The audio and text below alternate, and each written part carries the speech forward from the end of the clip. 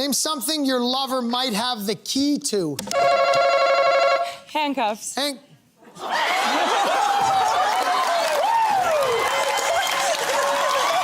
can't say that. You can't say that. You can't say that.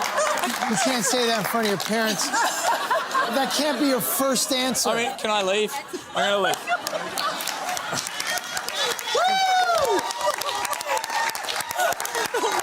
We go. No, that's it. We're done. She's got a boyfriend. She's got a boyfriend.